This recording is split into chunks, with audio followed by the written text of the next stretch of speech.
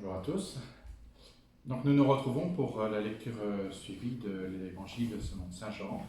Nous sommes sur le prologue, c'est-à-dire les 18 premiers versets du chapitre 1. J'en fais tout de suite la lecture pour qu'on se remémore le texte, pour qu'on plonge dedans. La dernière fois, nous avons davantage été jusqu'au verset 5, parce que c'est très dense. Aujourd'hui, on va essayer de le parcourir de différentes façons et de passer ensuite, dès la prochaine fois, enfin au chapitre 1er, mais le témoignage de Jean d'une part et l'appel des premiers disciples. Je vous lis le prologue, ce sublime texte. Au commencement était le Verbe, et le Verbe était auprès de Dieu, et le Verbe était Dieu. Il était au commencement auprès de Dieu, c'est par lui que tout est venu à l'existence, et rien de ce qui s'est fait ne s'est fait sans lui. En lui était la vie, et la vie était la lumière des hommes. La lumière brille dans les ténèbres, et les ténèbres ne l'ont pas arrêté. Il y eut un homme envoyé par Dieu, son nom était Jean, il est venu comme témoin pour rendre témoignage à la lumière, afin que tous croient par lui. Cet homme n'était pas la lumière, mais il était là pour rendre témoignage à la lumière. Le Verbe était la vraie lumière, qui éclaire tout homme en venant dans le monde. Il était dans le monde, et le monde était venu par lui à l'existence. Mais le monde ne l'a pas reconnu. Il est venu chez lui, et les siens ne l'ont pas reçu. Mais à tous ceux qui l'ont reçu, il a donné de pouvoir devenir enfants de Dieu, eux qui croient en son nom. Ils ne sont pas nés du sang, ni d'une volonté charnelle, ni d'une volonté d'homme, ils sont nés de Dieu. Et le Verbe s'est fait chair, et il a habité parmi nous. Et nous avons vu sa gloire, la gloire qu'il tient de son Père comme Fils unique, plein de grâce et de vérité. Jean le Baptiste lui rend témoignage en proclamant « C'est de lui que j'ai dit, celui qui vient derrière moi est passé devant moi, car avant moi il était. » Nous avons eu part à sa plénitude, nous avons reçu grâce après grâce. Car la loi fut donnée par Moïse, la grâce et la vérité sont venues par Jésus-Christ. Dieu, personne ne l'a jamais vu. Le Fils unique, lui qui est Dieu, lui qui est dans le sein du Père, c'est lui qui l'a fait connaître. Voilà ce texte magnifique. Vous voyez que ce texte remonte aux origines de la création. C'est même avant le temps, avant la création du temps. Au commencement était le Verbe était auprès de Dieu, le Verbe était Dieu, était au commencement auprès de Dieu. Et donc, on s'aperçoit qu'il nous est dit dans ce passage, c'est par lui que tout est venu à l'existence, et rien de ce qui s'est fait ne s'est fait sans lui. Et lui était la vie. Qu'est-ce que ça veut dire ça? Ça veut dire que la parole de Dieu l'a assisté dans l'œuvre de la création. On a ça dans la création de la lumière, la création de la lumière qui luit dans les ténèbres. Alors on va aller voir dans ce sublime texte de la création, c'est le texte le plus récent, il est du 6e siècle avant Jésus-Christ, tandis que le Jardin d'Éden c'est 10 siècles avant Jésus-Christ, c'est au moment où David crée la ville sur le mont Sion, à la montagne de Sion, il crée Jérusalem. Et il nous est dit, et Dieu dit, vous voyez c'est et Dieu dit, c'est la parole qui va créer. Dieu dit, le point, que la lumière soit, et la lumière fut. Dieu vit que la lumière était bonne, Dieu sépara la lumière de la ténèbre, Dieu appela la lumière jour, et la ténèbre, il l'appela nuit. Il y eut un soir, il y eut un matin, premier jour. Vous voyez, ce premier jour de la création, eh bien, Dieu dit, et cela est. Et c'est par la parole que cela est. Et ici, Jean le dit ainsi, c'est par lui que tout est venu à l'existence, et rien de ce qui s'est fait ne s'est fait sans lui. Il y a le Créateur, mais il y a la parole du Créateur, et c'est cette parole qui crée. Alors, on a ça dans le livre de la sagesse aussi, au chapitre 9, verset 1. Par ta parole, tu as fait l'univers. Par ta parole. Vous l'avez dans toute la Bible, hein, sur la parole. Il y a aussi ce beau passage, je pense que c'est dans Isaïe, où la pluie et la neige ne vont à la terre et ne remontent pas tant pas avant d'avoir fécondé la terre. Donc la parole, la pluie et la neige descendent et viennent féconder la terre pour revenir. Il y a, dans ce cycle hydraulique, il y a tout ce cycle de l'eau, il y a cette idée du Verbe qui crée l'univers, qui féconde l'univers et qui remonte vers le Père. Voilà, il y a cette idée-là. Vous avez ça dans le prologue, toute la Bible est pétrie de ça, dans les psaumes, vous avez ça également, vous pourrez citer, je ne sais pas combien de psaumes, où c'est la parole qui crée, la parole qui sauve, la parole qui libère. Deuxième point que je veux vous souligner, c'est que quand je vous dis c'est dans toute la Bible, etc., qu'est-ce que je veux dire? Soyons plus précis. Par la parole, les patriarches, Abraham, Isaac, Jacob, les patriarches, les prophètes et tous les personnages de l'Écriture ont accompli leur mission, et tout ça va être récapitulé dans le prologue par un personnage qu'on appelle Jean. Et on dit que Jean est présenté comme un témoin. Alors c'est les versets 6 à 8 que vous avez ici. Il y eut un homme envoyé par Dieu, son nom était Jean. Alors sachez que pour le 4e évangile, on ne connaît pas Jean-Baptiste. Le surnom Baptiste n'existe pas dans l'évangile. Vous ne le trouverez pas dans le 4e évangile. Ça, c'est dans les synoptiques. Mais nous, ici, on va appeler Jean. Voilà, c'est Jean. C'est le cousin du Seigneur. Il lui a envoyé, un homme envoyé par Dieu, son nom était Jean. Il est venu comme témoin. Témoin, c'est lié à la mission. Le témoin, c'est celui qui va dire ce qu'il a vu et entendu. Et on va pouvoir juger un acte sur... s'il y a des témoins, c'est sûr qu'on va valider cet acte. On va trouver qu'il est juste de prendre en compte ce témoin. Donc il dit ce qu'il a vu et entendu. Alors donc il est venu comme témoin, et on dit qu'il rend témoignage à la lumière. Et on dit que la lumière, c'était la vie. La vie était la lumière des hommes. Je reviendrai sur la lumière. Mais il était là pour rendre témoignage à la lumière. Donc il y a Jean qui est témoin, il rend témoignage à la lumière, pour rendre témoignage à la lumière. On voit qu'il rend témoignage à la lumière. C'est ce qui est important pour Jean. Et ici, on s'aperçoit que dans le prologue, Jean est présenté comme ce témoin de la lumière, et Dieu ne cesse de parler aux hommes sous toutes les formes variées, les patriarches, les prophètes. Ça, c'est quelque chose qu'on retrouve dans des écrits autour de Jérusalem.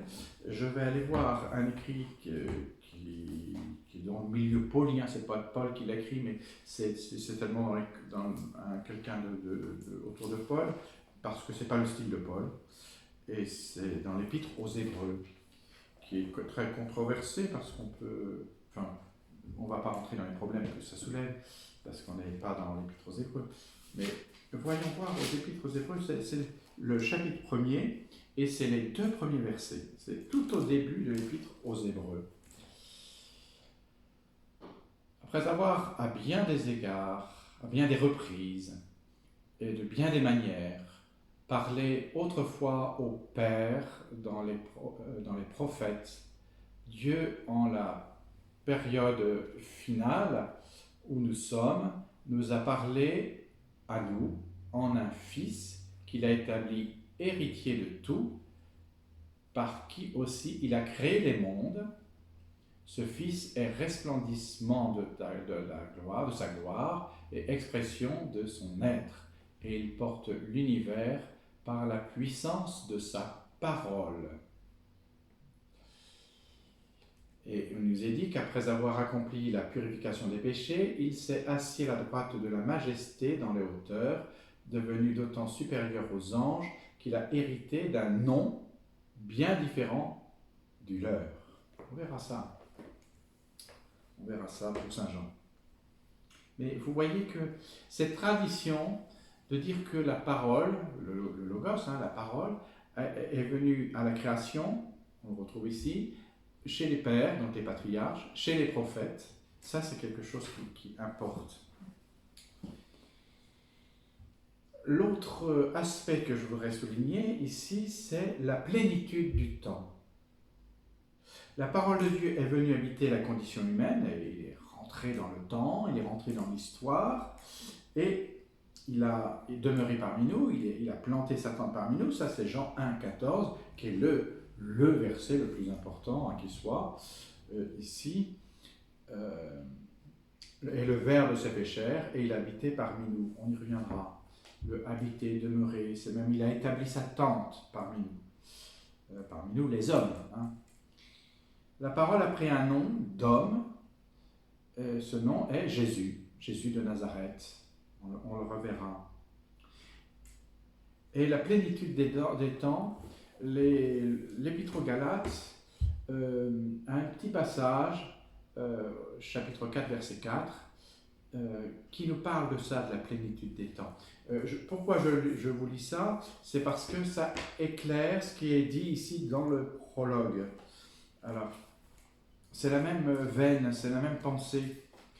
On trouve ça rococo galate.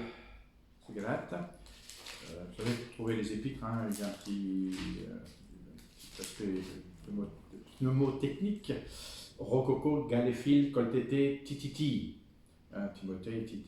Alors, rococo, romain, Corinthiens, deuxième Corinthiens, Colossiens, rococo, galate, éphésiens, galéphile, philippiens, galéphile, coltété, Colossiens, coltété, thessaloniciens, tititi, Timothée, Tite, etc.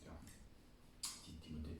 Donc, pour retrouver les épîtres de Paul, vous m'entendrez toujours faire rococo, galéphile, coltété, tititi. Alors, rococo, gal, donc c'est après les Corinthiens, les Colossiens. Donc, et c'est le chapitre 4, verset 4.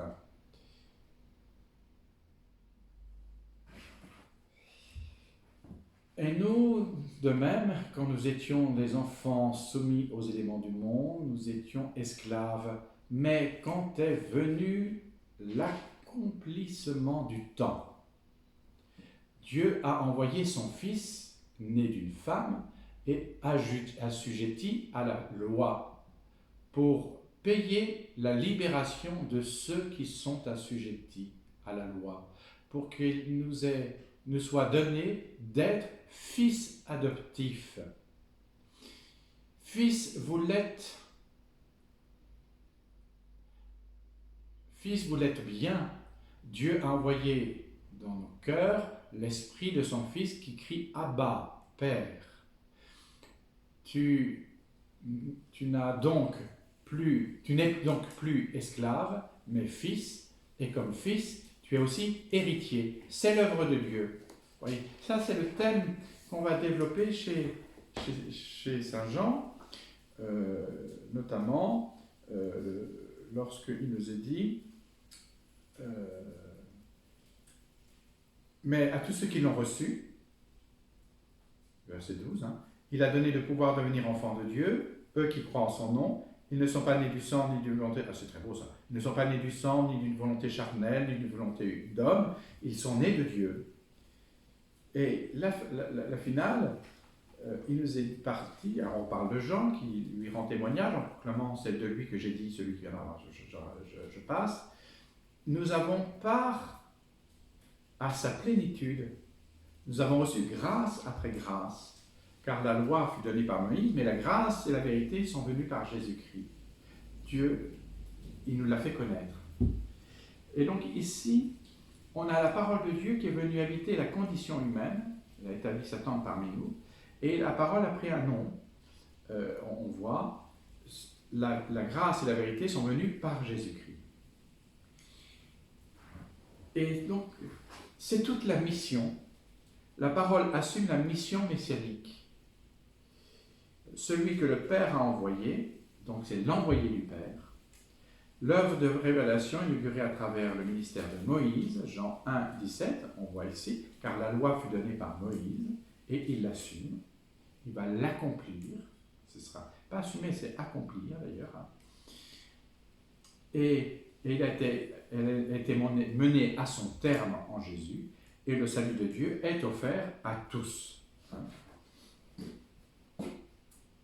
C'est lui qui l'a fait connaître, et il l'a fait connaître à tous.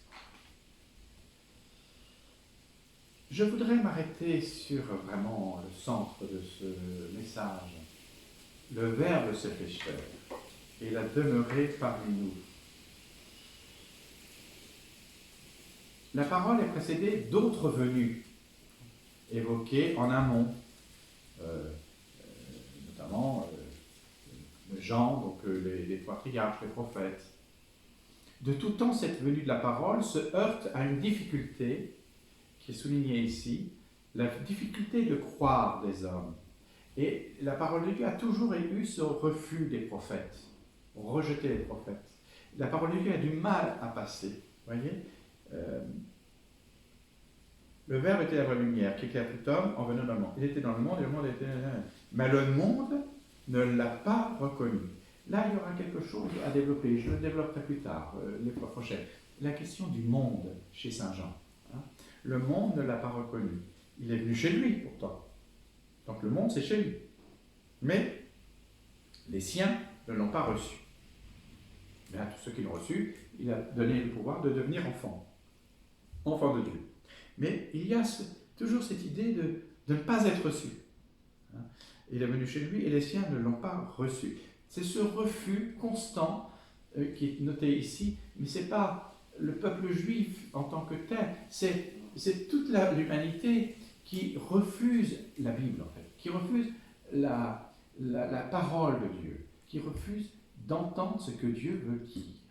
Et ça, c'est quelque chose qui est important. Mais si vous êtes un jour agrégé à cette famille d'enfants de Dieu, là vous entendez la parole. Parce que Jésus veut vous le révéler, veut vous le dire. Or, Dieu poursuit sans cesse, qu'il y refuse ou non, Dieu poursuit son chemin, plaçant sa parole dans la bouche des prophètes, donc de Jean, ou dans les versets de la loi de Moïse, ou dans le cœur de chaque être humain qui peut l'accueillir librement, à ceux qui veulent bien recevoir sa parole, à tous ceux qui l'ont reçue. Ils sont appelés à recevoir de cette parole divine la capacité de devenir enfants de Dieu. C'est le cœur, le centre de ce prologue. Chez Saint Jean, dans les épîtres de Saint Jean, hein, il dit « mes petits-enfants », « mes bien-aimés », « mes petits-enfants », toujours. Donc, être enfant de Dieu, c'est de la famille de Dieu. C'est rentrer dans l'intimité de Dieu. Ça va très loin, ça, hein, dans la spiritualité. Autre point que je voudrais développer, c'est la dernière étape de la révélation, qu'on a ici déjà. La parole éternelle épouse la condition fragile de la vie humaine en se faisant chair. Le verset 14, le Verbe s'est fait chair, il a demeuré parmi nous. C'est le serviteur souffrant, hein, d'Isaïe. Et c'est le Fils unique qui va parler du Père. C'est ce Fils unique, cet enfant, qui n'est pas un enfant de Dieu, mais qui est l'enfant de Dieu. C'est celui qui va parler du Père. Et nous allons apprendre, un peu de théologie sur Jésus. On voit que le Fils retourne auprès du Père. On dit dans le credo qu'il est assis à la droite du Père. Vous voyez, en 325, 4e siècle, on va être beaucoup plus mûr dans cette manière de dire qu'il est auprès du Père. Il est assis à la droite du Père. Ici, on dit qu'il retourne auprès du Père. Il va nous préparer même une place. Chez Saint Jean, il va très loin, très très loin. Au chapitre 14 de Saint Jean, versets 2 et 3, vous verrez qu'on étudiera ça. Il va nous préparer une place. que là où je suis, vous y soyez aussi. Le Fils, c'est le chemin qui mène au Père, chapitre 14, toujours de Saint Jean. Le Fils est un berger qui donne vie, chapitre 10 de Saint Jean. C'est très très riche l'évangile de Saint Jean. Le Fils rassemble les enfants de Dieu, chapitre 11, mais ici aussi, au verset 12, pour les conduire dans le sein du Père, dans la vie éternelle, dans le royaume des cieux. C'est très ample. Je vous dis ça pour donner le goût de la lecture de l'Évangile. Et je voudrais terminer sur deux grands points. D'abord sur quelque chose qui va nous emmener dans l'archéologie. Car ici, on parle de la lumière et des ténèbres, tout le temps. Surtout dans la première partie, je vous dis ça, la vie était la lumière des hommes, la lumière brille dans les ténèbres, et les ténèbres ne l'ont pas arrêtée. Jean vient pour rendre comme témoin pour rendre témoignage à la lumière. Cet homme n'était pas la lumière, mais je n'ai pas dit qu'il n'était pas une lumière. Il n'était pas la lumière, mais il était là pour rendre témoignage à la lumière. Le Verbe était la vraie lumière, qui éclaire tout homme. Le monde était venu par lui, par l'existence, dans le monde, etc. Donc, vous voyez, ce thème de la lumière et des ténèbres. On a trouvé en 1947, de 1947 d'ailleurs à 1950, une énorme découverte archéologique, quelque chose un trésor incroyable, que sont les découvertes des manuscrits de la mer Morte, donc les manuscrits de la communauté de Qumran. Ce sont des bergers, un jeune berger d'ailleurs, qui est rentré un jour, Saint-Bobé était rentré dans une grotte. Il y a plein de grottes du côté de la mer Morte, sur le contrefort, vers le désert, et il a trouvé des jarres. Et puis, il a pris des choses genre papyrus ou genre cuir, sur du cuir, et il a vendu ce cuir d'ailleurs sur un marché de Jérusalem pour en faire des chaussures. Et puis le marchand a trouvé que c'était quand même bizarre ce cuir, et il a vu que c'était écrit en hébreu. Et il a découvert que c'était quelque chose de type archéologique. Donc il a donné ça tout de suite aux autorités. Le berger, qui était un berger bédouin, toute la communauté bédouine a épaulé un peu cet enfant pour dire un peu l'endroit où il l'avait mis. Et on a découvert des grottes, 11 grottes exactement. Et à l'intérieur, il y avait des jarres. Et dans les jarres, il y avait des manuscrits. Et des manuscrits, on en a quand même trouvé 900 manuscrits, qui sont de différentes époques, d'après ce que j'ai cru comprendre. Du 8e au 7e siècle avant Jésus-Christ. Ce qu'on a trouvé le plus fameux, le plus retentissant, le plus extraordinaire, c'est qu'on a retrouvé le livre d'Isaïe. Cette communauté de Qumran est peut-être la communauté d'Isaïe, justement. Et ce qui est très très beau, ce qui est même impressionnant, c'est que le texte d'Isaïe qu'on a dans nos Bibles d'aujourd'hui est le même que le texte du 8e et 7e siècle du temps d'Isaïe. Tout a été copié fidèlement.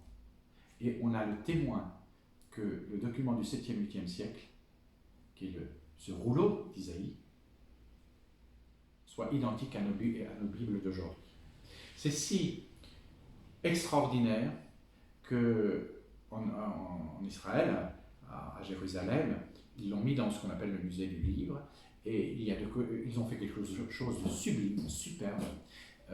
Il y a le toit de ce musée, c'est en fait le chapeau d'une jarre. Vous voyez, c'est comme le haut d'une jarre, fermé. Voilà.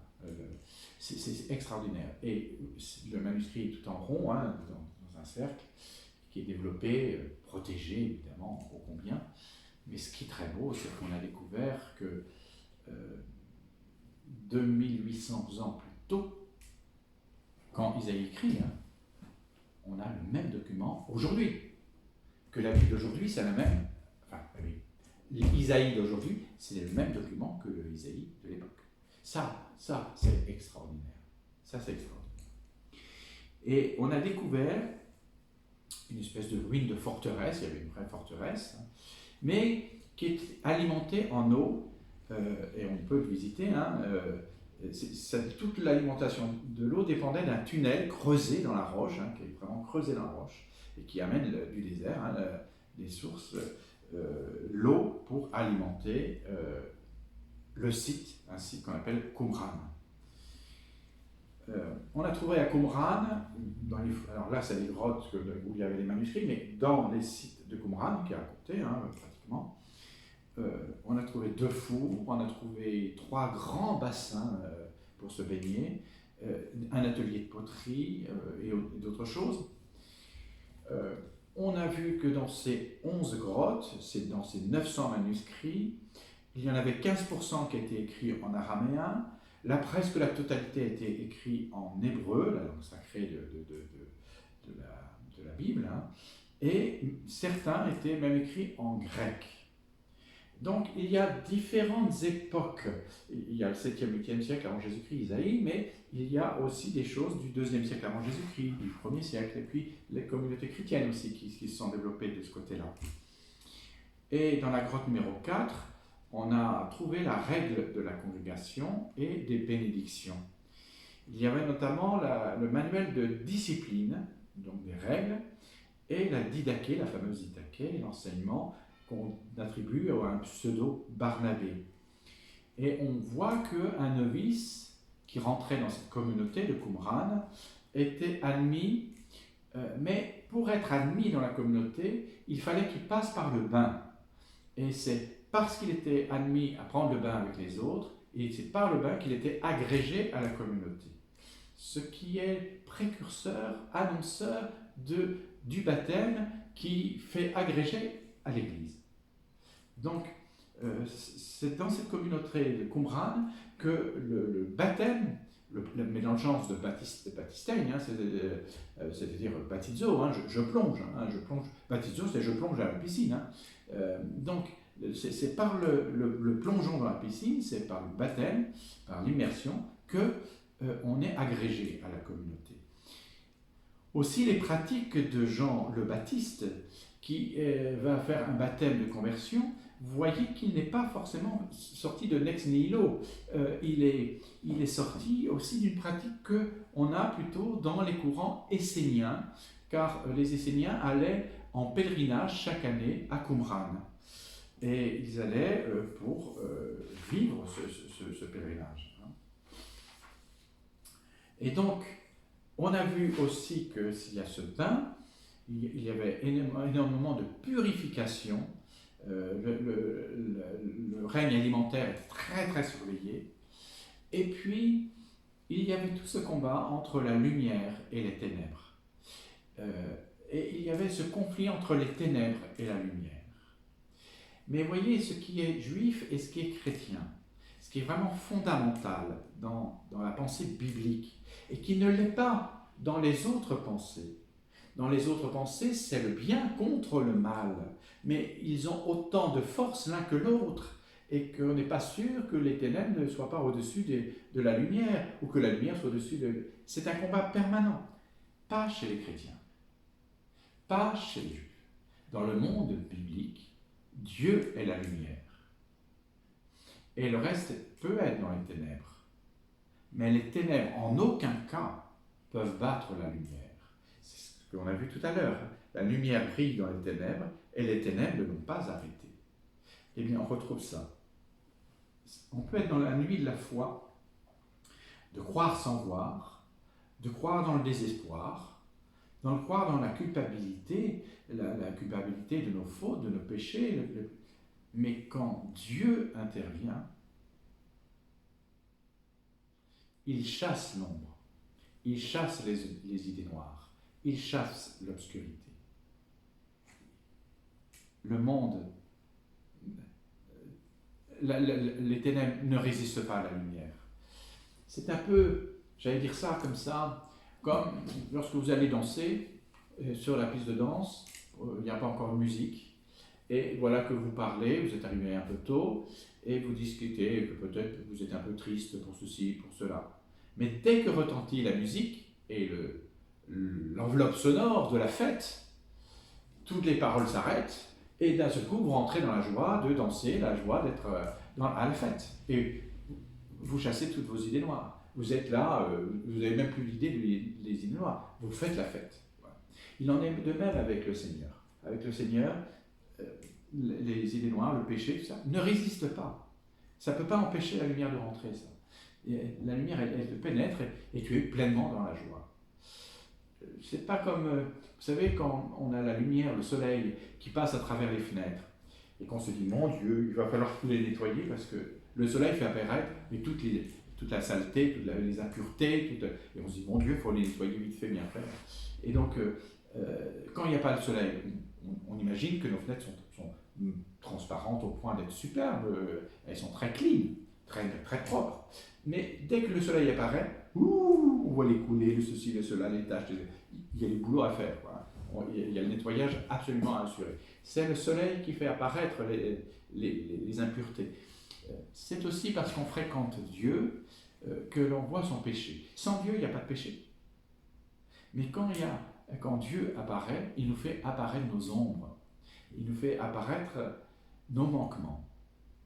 Mais dès que Dieu nous donne sa grâce, et une grâce puissante de la joie et de la paix, vous ne pensez même plus au péché. Parce que la joie est si intense, elle vous remplit tellement que vous êtes qu'en Dieu. Ça c'est très très important à se dire les choses. Ça ne veut pas dire qu'il ne faut pas rentrer dans une réconciliation. Si Dieu veut que vous réconciliez, il peut vous faire rentrer dans les larmes jusqu'au remords, pas le remords, jusqu'à la demande des excuses, du pardon. À la demande du pardon. Le pardon n'est accepté que si on accepte de regretter. C'est quand on est dans le regret, on s'excuse pleinement, et bien le Seigneur nous réconcilie à ce moment-là. C'est vrai qu'aussi, on a besoin de ça. C'est nécessaire, c'est vital, c'est chasser les ombres pour faire naître pas pour faire naître, pour que la lumière puisse pleinement pénétrer en nous. Voilà ce que je voulais vous dire sur ce combat de la lumière. Un autre point que je n'ai pas développé, que je veux développer, c'est le Verbe s'est fait chair et il a établi sa tente parmi nous. En grec, c'est le verbe ekeno, et qui a donné le nom de skéné. Skéné qui veut dire la tente. Le deuxième sens, c'est la tente, c'est l'habitation, c'est la demeure. Chez Saint Jean, on va avoir beaucoup le verbe demeurer, qui veut dire à la fois rester et à la fois habiter, ou se laisser habiter. Ça sera important dans la suite de l'Évangile. Ici, on va avoir le verbe skéné, le nom de skéné, qui vient du verbe ekeno, qui veut dire la tente. Je vous rappelle que le skéné, pardon, la tente, a été traduit en latin, ça va vous parler tout de suite, en tabernaculum. Le tabernaculum, c'était la demi-toile de tente que les soldats romains avaient avec son piquet. Et pour pouvoir camper et dormir sous la toile, il fallait être deux. On joignait la faîtière avec les deux piquets et on avait les deux toiles de tente à deux et on pouvait dormir sous la tente.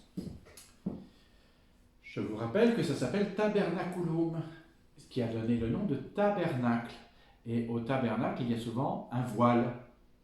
Pas forcément, mais enfin, il est bon qu'il y ait un voile parce que ça nous remet l'idée de la tente. C'est important de souligner la tente, la petite tente. Tabernaculum, c'est la petite tente. Pourquoi est-ce si important ? Eh bien parce que dans le monde juif, dans le monde biblique, il y a la fête des tentes, une fête nationale, qui rappelle l'Exode. C'est le dernier chapitre de l'Exode, verset 40, le chapitre 40, le dernier chapitre, et dans les derniers versets, 34-38. Ça, je vous dis ça parce que c'est la tente et la nuée qui remplit cette tente de la rencontre, qui va aller, qui va être la présence de Dieu est symbolisée par la nuée et même le feu, les éclairs, hein, ici. Alors, on dit que Moïse se mit à l'œuvre et il fit exactement ce que le Seigneur lui avait ordonné. Donc le premier mois de la deuxième année, le premier jour du mois, la demeure fut dressée. Moïse dressa la demeure. Il plaça ses socles, posa ses cadres, plaça ses traverses et dressa ses colonnes. Il déploya la tente sur la demeure, mit par-dessus la couverture de la tente, comme le Seigneur l'avait ordonné à Moïse. Il prit la charte et la plaça dans l'arche, mit les barres sur l'arche et plaça le propitiatoire par-dessus. Il apporta l'arche dans la demeure, mit le voile de séparation pour masquer l'arche de la charte, comme le Seigneur l'avait ordonné à Moïse. Il plaça la table dans la tente de la rencontre, sur le côté nord de la demeure, à l'extérieur du voile. Il y disposa une rangée de pains devant le Seigneur, comme le Seigneur l'avait ordonné à Moïse. Il mit le chandelier dans la tente de la rencontre, en face de la table, sur le côté opposé de la demeure. Il alluma les lampes devant le Seigneur, comme le Seigneur l'avait ordonné à Moïse. Il mit l'autel d'or dans la tente de la rencontre, en face du voile. Il y fit fumer le parfum à brûler, c'est-à-dire l'encens, comme le Seigneur l'avait ordonné à Moïse, etc., etc., etc. Et on termine. Moïse acheva ainsi tous les travaux. La nuée couvrit la tente de la rencontre, et la gloire du Seigneur remplit la demeure. Moïse ne pouvait pas entrer dans la tente de la rencontre, car la nuée y demeurait, et la gloire du Seigneur remplissait la demeure. Quand la nuée s'élevait au-dessus de la demeure, les fils d'Israël prenaient le départ pour chacune de leurs étapes. Mais si la nuée ne s'élevait pas, ils ne partaient pas avant le jour où elle s'élevait de nouveau, car la nuée du Seigneur était sur la demeure pendant le jour, mais pendant la nuit, il y avait en elle du feu aux yeux de toute la maison d'Israël à toutes leurs étapes. Donc, j'ai pris le temps là de vous dire, parce que quand on dit le Verbe s'est fait chair et il a établi sa tente parmi nous, c'est ça la culture de la tente. C'est au désert, il y avait aussi la tente de Dieu, la tente de la rencontre. Ce qu'on appelle la tente de la rencontre, c'est les prémices de ce que va être le temple de Jérusalem. Parce que le temple de Jérusalem va remplacer en fait la tente de la rencontre du désert, avec le Saint des Saints, avec le chandelier, avec l'autel de l'encens, avec la table, avec les pains, etc. Donc, il va y avoir ce passage de la tente de Jérusalem. Or, ici, il nous est dit, le Verbe s'est fait chair, et il a établi sa tente, la tente parmi nous. Alors, si on dit qu'il a établi sa demeure parmi nous, c'est un petit peu léger comme compréhension.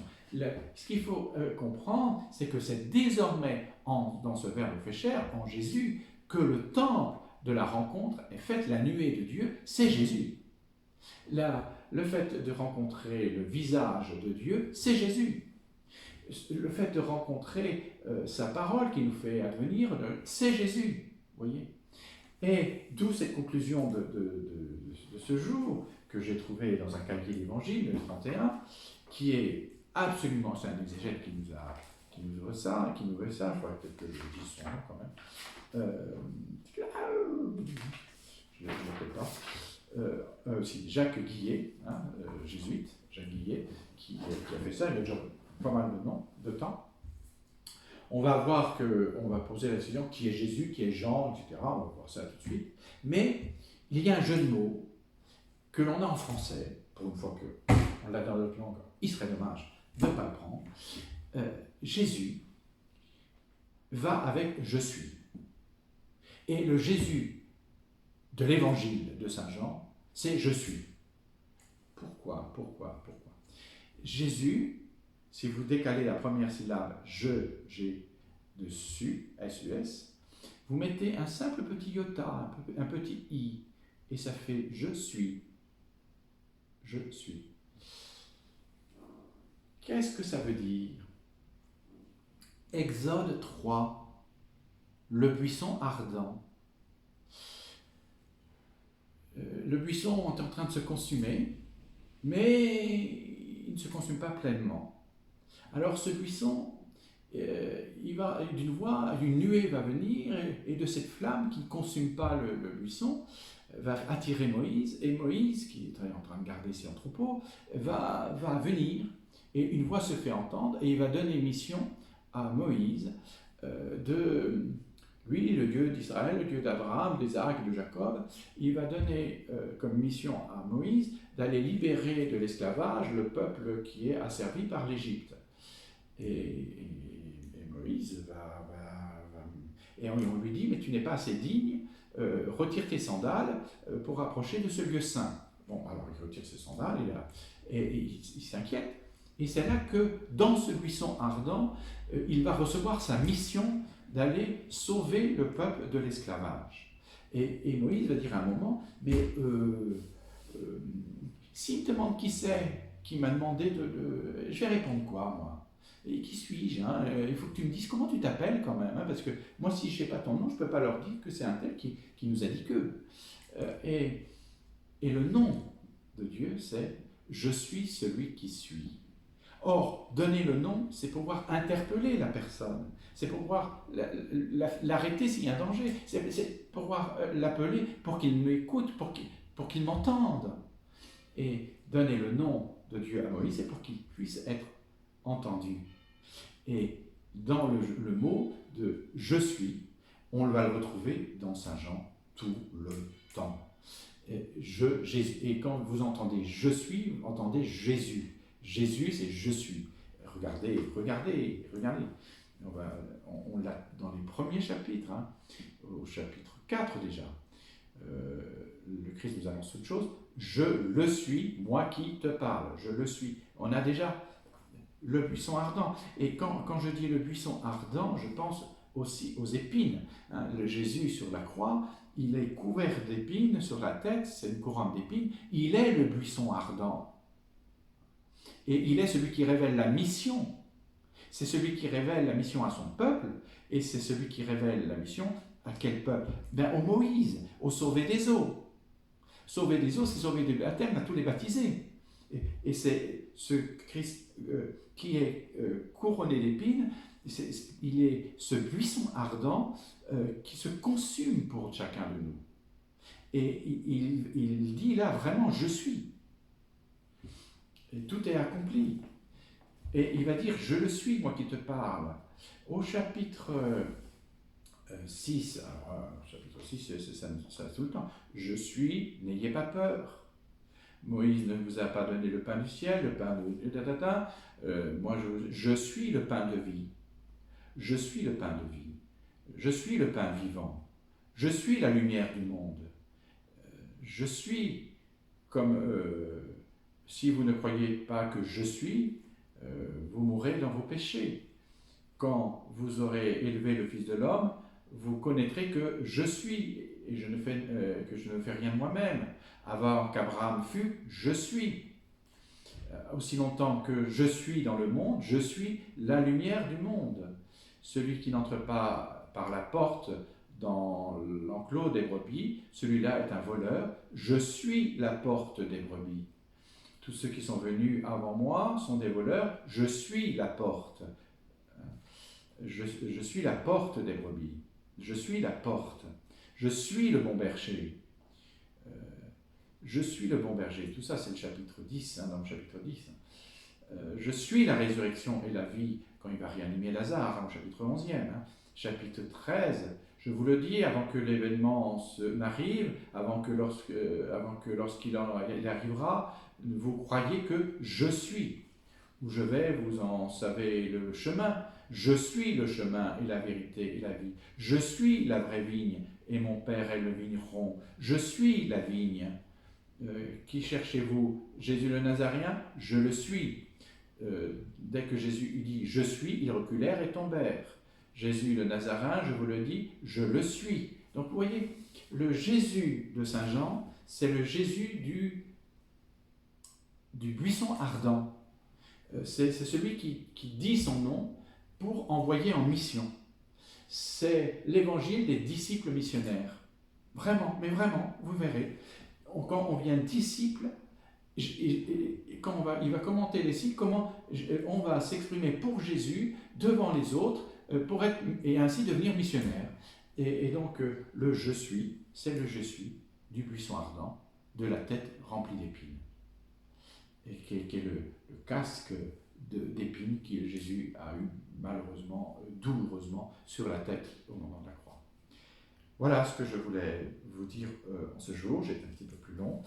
Eh bien, on se revoit la semaine prochaine pour vivre l'entrée dans le témoignage de Jean et l'agneau de Dieu. On fera donc Jean le Baptiste la prochaine fois. Merci de votre écoute. À bientôt.